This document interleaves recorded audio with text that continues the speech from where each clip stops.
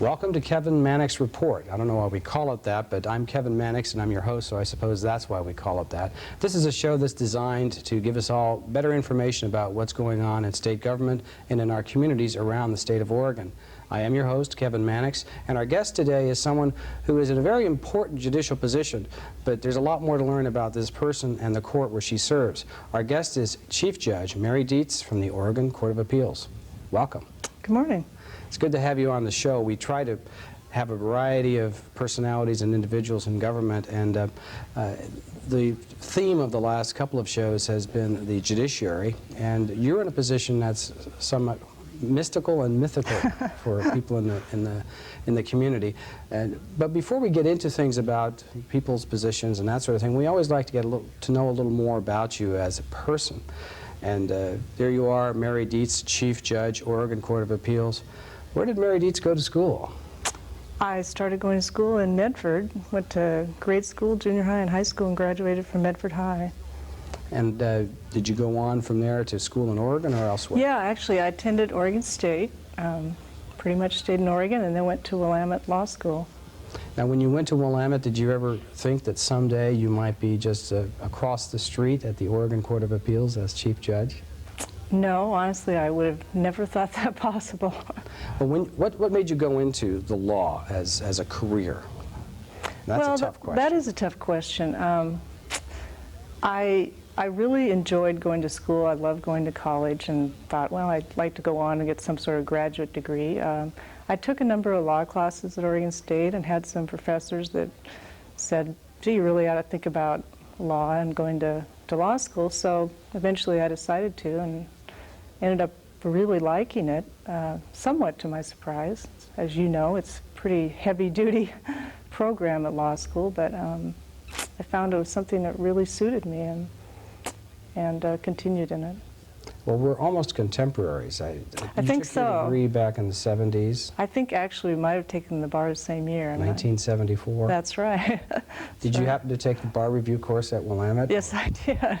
Well, we were in the same room. That's right. That's right. I had just arrived from Virginia that year, where I took my law degree, and then we came out to Oregon in June. So there you go. We're going back now 24 years. Well, there you were, you're studying for the bar exam, and you've taken the bar exam. At that time, women were finally making a breakthrough in the career of law. How did it feel to be a young woman lawyer in those days? Well, you were definitely in the minority. I mean, as you say, it was only 24 years ago, and it was very different. I think in my law class of 125 students, we had about 6 women, and of course today, when you go over to Willamette, I'm pretty sure it's 50-50 from the looks of it. And even when I went to work after law school at the Department of Justice, which is a very large law firm essentially, I think I was the third woman that had ever worked there, and which is kind of amazing to think about today, because I think, again, there's probably half women lawyers at the Department of Justice. One of the signs of progress that we've probably made in this area is that as we were preparing to have you come on the show, and even as we talked about the show before we started it today, it never occurred to me to talk about women in the law as an aspect of your job. Here you are, Mary Deits, Chief Judge at the Oregon Court of Appeals.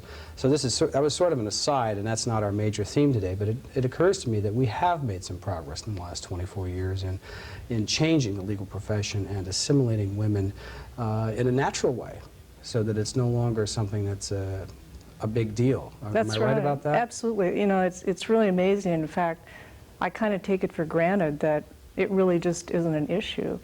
And occasionally I've traveled out of state and found that in many states, particularly in the South, it is an issue, and my being a woman and a judge and the chief judge is looked at as fairly strange. So it kind of made me appreciate where we are here, I think.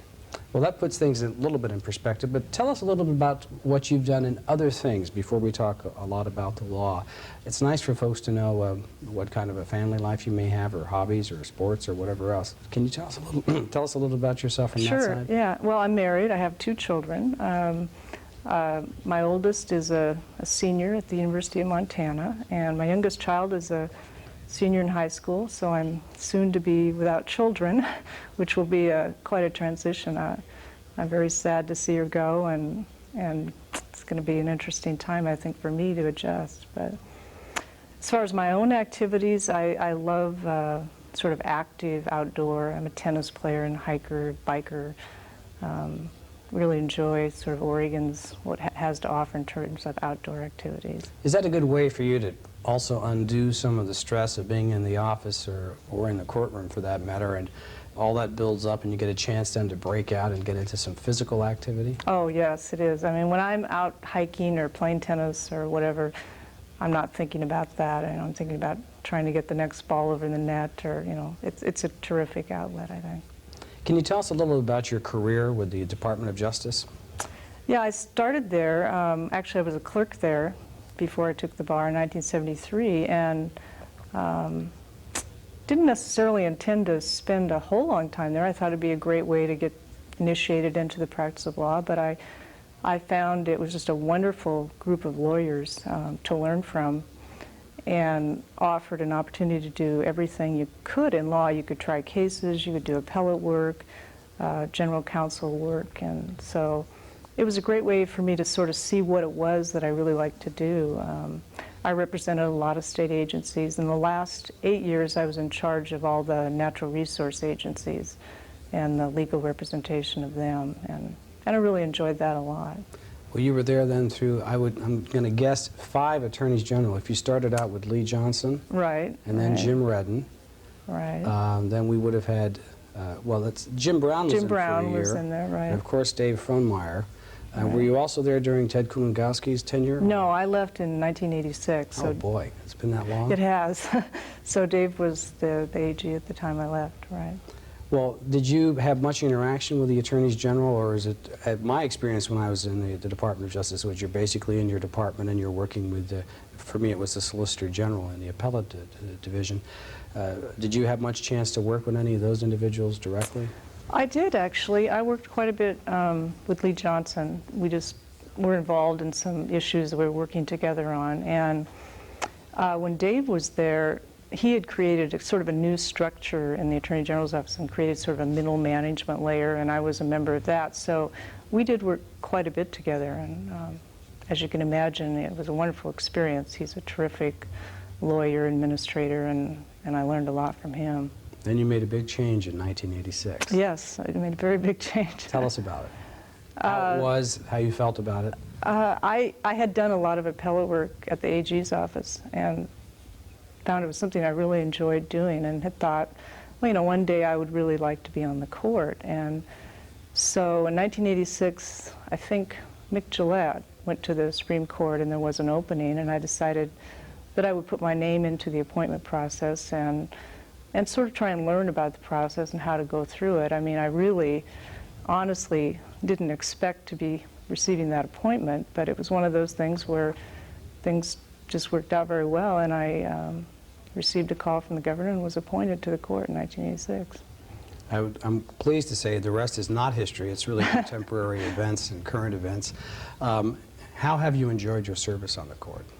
Oh, I've absolutely loved it. I mean, it's probably not for everyone a dream job, but it is for me. I have wonderful colleagues, just really enjoyable work that I like to do, and I can't think of a better job. And I think my colleagues on the court all feel the same too. We really enjoy working together there.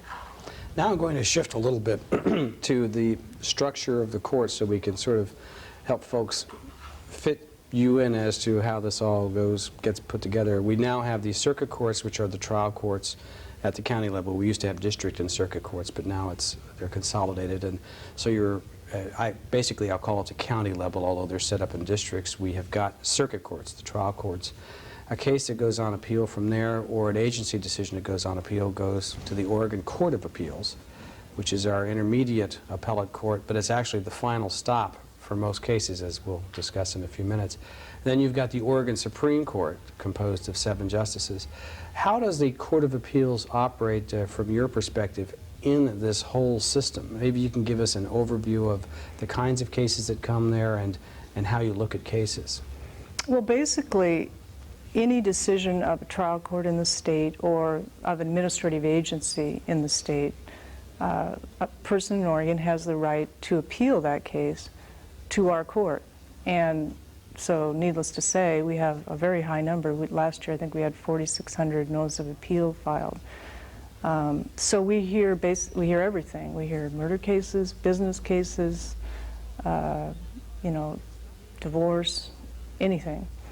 And then it's our job to review what the trial court or what the administrative agency has done and determine whether they've done it right or not, and try and get an opinion out as quickly as we can. Well, that's an important element of your operation, is speed. I remember Chief Judge Schwab, who was the first Chief Judge of the Court of Appeals, said that the Court of Appeals was a decision-making court, that it had to get those cases decided in order to keep up with the volume, and leave it to the Supreme Court to occasionally write the treatise in some area of the law, although sometimes the Court of Appeals finds it necessary to get into a lengthy analysis in cases. How do you approach that volume in terms of trying to get cases decided? Maybe we can talk about the panels, for example, that the court uses. Right. We sit, we're a 10-member court, as you say, and we sit as 3 judges and look at the cases. And we assign the cases to the different panels. I mean, we all have in our mind that it's very important to get these decisions out. I mean, it's something that is hanging over our head all the time, even though technically, I mean, we don't have deadlines as to when we need to get cases out, except for LUBA cases, land use cases. We actually do have some deadlines. But we work very hard to try and make sure those decisions get out, because we realize, you know, people's lives depend on moving on and getting a decision out of our court. It's very tough because we have so many, we have 10 judges, 4,600 appeals a year, and that's a difficult number to deal with. And one of the mechanisms that we do use to try and deal with that caseload is we do what we call AWOP, which is affirm without opinion. And in cases where the 3 judges look at the case and say, I think what the trial court did was right, I don't think there's anything unusual about this case that we need to write on or anybody's going to learn from, then we do, as you know, issue a 1-page decision which says affirmed without opinion. And that's a mechanism to deal with the caseload and trying to get the decisions out in a reasonably short time. Well, the key to that then is the parties at least get a decision. Exactly. And and the point of that decision, sometimes lawyers complain about that because they always like to have something to wave in front of their client to show how their wonderful arguments caused the court to have to deal with all these issues. But actually, often you'd just be repeating some points of law that are already established, and if the judge did it right, then that's all you have to do is say, we're satisfied that in effect, the result here was correct. Not necessarily affirming all of the reasoning that a trial court judge may have used, if I understand the process correctly. That's right. That's right. Now, and it's important to state that you never reverse without opinion. That's right. No RWAPs. So so folks will know that if the judge has been reversed, at least there will be an explanation for that. I mean, in an ideal world, I wish we could write on every case. I mean, I've been an appellate lawyer, and I know when I argue a case, I'd like to know what the court was thinking when it reached its decision. But this is somewhat of a compromise to sort of balance the need to get things out quickly versus the need to write on every case that we want to be very careful about. We're constantly evaluating whether we're doing it right, and are we AWOPing too many or too few, and we're trying to evaluate that and make sure we can achieve that balance between letting people know what we're thinking and getting it out. Part of the process for the citizens as a whole that may seem unusual is folks may not realize that the Court of Appeals is looking at the record from the agency or the trial court. You're not taking any new evidence. You will have the record that was put together, including a transcript of the earlier proceeding to review, but in most cases you are not reviewing the facts anew. You do have some limited areas, I recall, of de novo review where you do look fresh at the facts, but there is no new evidence presented before the Court of Appeals. Now, in that process, with the attorneys writing their briefs and the judges then getting together and hearing oral argument when the attorneys actually come in front of the court, could you give folks an idea about how the court approaches the reading of the briefs and being ready for oral argument, the hot court versus cold court? Right. Well, we all spend a lot of time reading. Every day that we hear argument, we'll hear anywhere from 10 to sometimes 20 or plus cases. And so we have a brief, a written brief from each side, And we all study those briefs ahead of time, which takes a long time. To say you're hearing 15 cases. It takes quite a while to study those and to keep them separate in your mind. And then we all get together before we go out on the bench and have argument, and we talk about the case and what it is we're concerned about and what we should ask the lawyers. Then we talk to the lawyers at oral argument and ask them any questions that concern us. And then afterwards we again meet on the case and decide what it is we want to do with it. And then if it's a case that we want to write an opinion on, it's assigned to one of the 3 judges. And that judge then prepares a written opinion and then presents it to the other 2 judges and needs to convince them that he or she is right about it. Let me interrupt you there. Yeah, and then sure. In terms of the briefing process, then, there are some states where appellate courts are what we'll call cold courts, where the judges will not necessarily have read the briefs that they may right. have.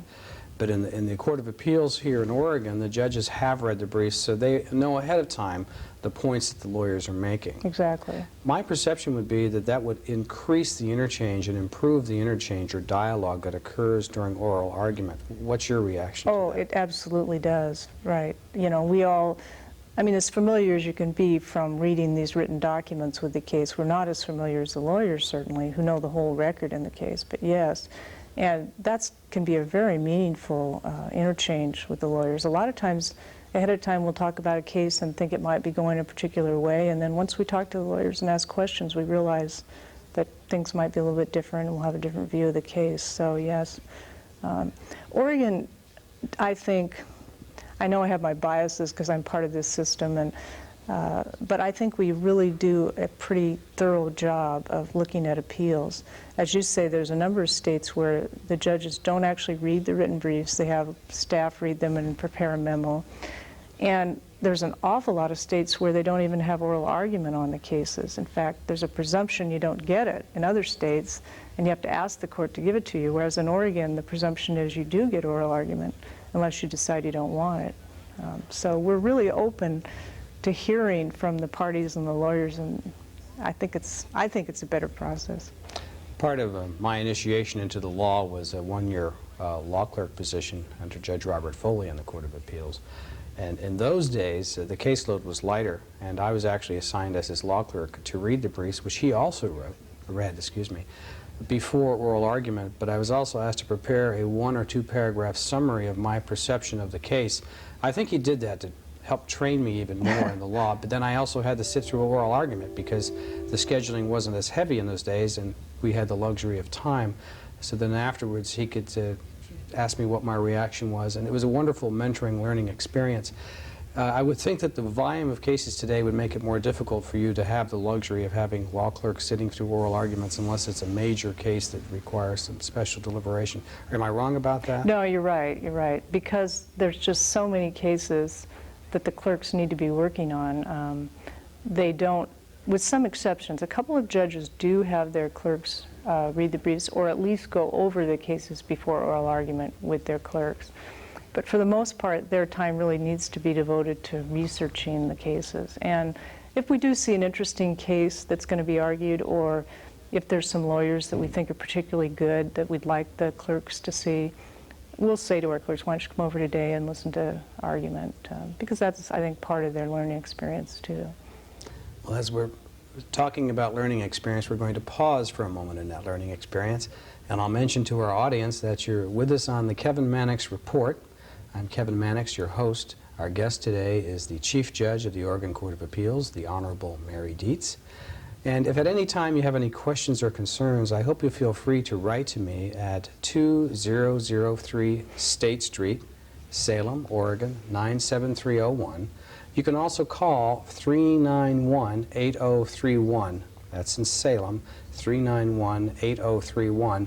That's a voicemail message number, so you'll normally get voicemail, but we do check it routinely, and we'd be happy to get your message and get back to you if you have any questions or concerns. Well, returning to the Honorable Mary Deits, and I say that with respect, I think that it's important to remember that our courts have maintained what I'll call a presence in society which is respectful, as opposed to sometimes the rough and tumble of other elements of government and politics. There's a certain protocol that the court follows, and I'd be curious if you could share some of that with us. For instance, the protocol about robes are still worn, the way judges are addressed during oral argument. Can you tell us a little bit about some of the routine that's followed when a case, because most people have never been inside the Court of Appeals. When oral argument is scheduled, what is the drama that unfolds? Well, I might say at the outset that it is a public proceeding, and anyone who would like to attend the court is always welcome to do so. Sometimes there are parties there who come to watch the lawyers argue. But even if you're not a party and you're just interested in what the court does, you know, we would welcome you. We're not hiding out there.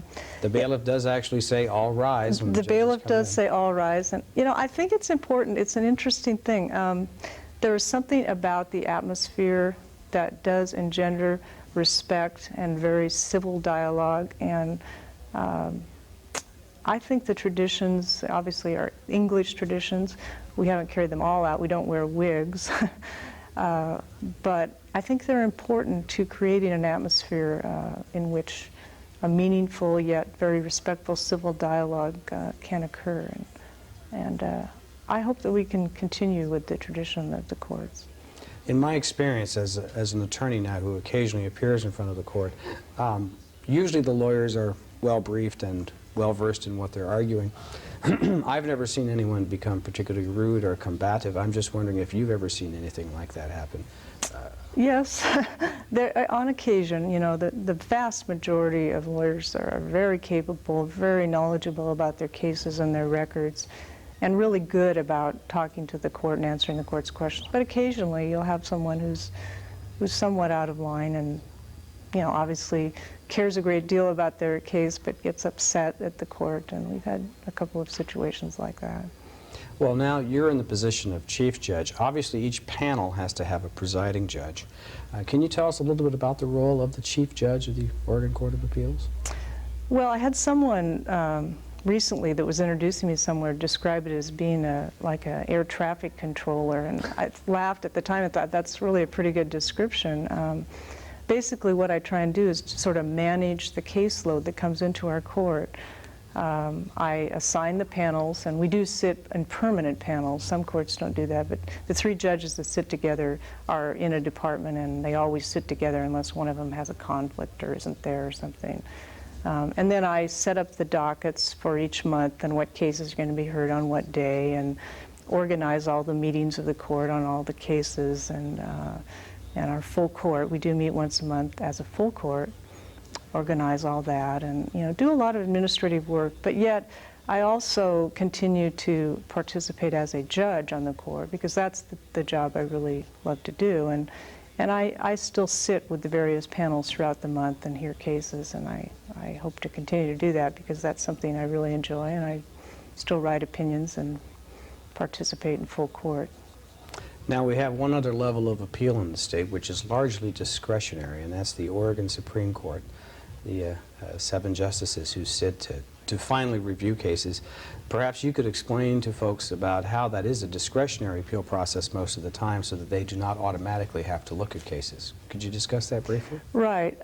The only direct review that you can go right to the Supreme Court is with death penalty cases, with tax cases, and with ballot measures, and as well as some sort of mandamus proceedings.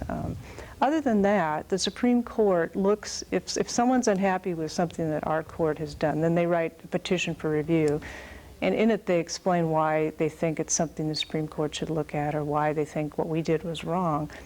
And the Supreme Court then has the discretion to take really as many or as few cases as it wishes, and I guess their main focus is on correcting what they see as really substantial errors of law that we might have made, or making decisions on areas of law that they feel are very important or need to be clarified.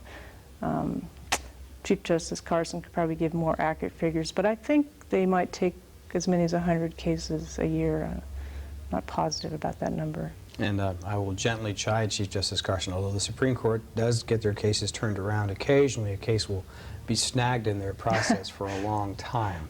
But that's usually because the justices, from what I understand as an outsider, are wrangling over a particular decision, and there may be some dissents that are being worked on or concurring opinions. Now, you have to keep your agenda moving, so to speak. So we don't see cases staying in the Court of Appeals very long, at least from my perception. Do you have an idea what the turnover time generally is once oral argument has been held?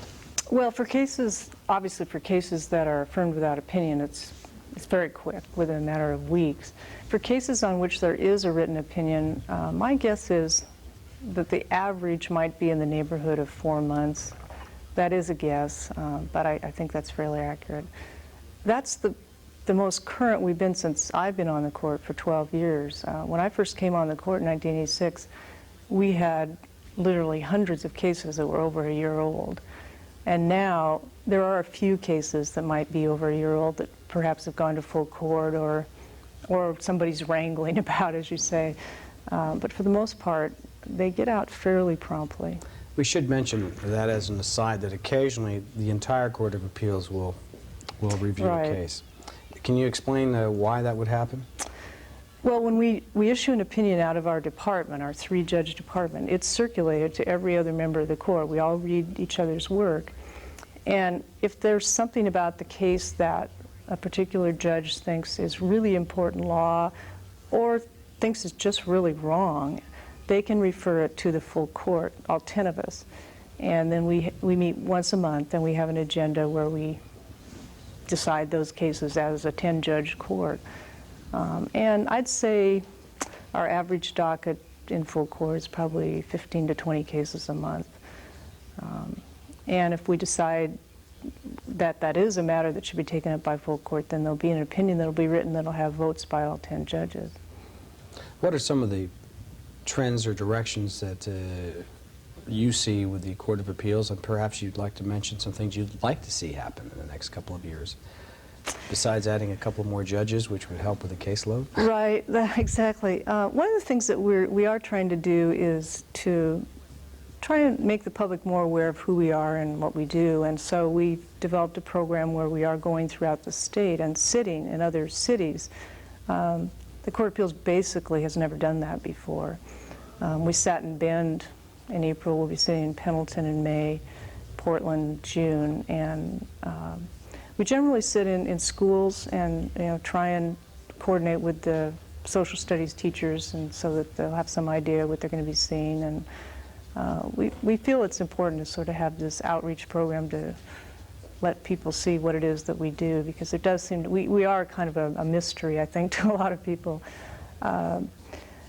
We are really trying to work on methods of handling our caseload in the most effective manner possible. And since I've become Chief Judge, I've had an opportunity to talk with a lot of Chief Judges of other states. It's been really interesting because I always sort of assumed that we did things basically the way everyone else does, but there's a lot of differences between the states. And so we're trying to learn from other states if there's things that we can do differently to be more efficient and, be more consistent in our opinions. And so we're working hard on that. Obviously, additional judges is always something that would be terrifically helpful, but it's a very expensive proposition, we realize that. So the bottom line for you and for your fellow judges is doing the best you can to deliver justice. That's exactly right. Well, on that positive note, I thank you for joining us today. Well, you're welcome. And I thank our audience for joining us on the Kevin Mannix Report. We'll see you next time.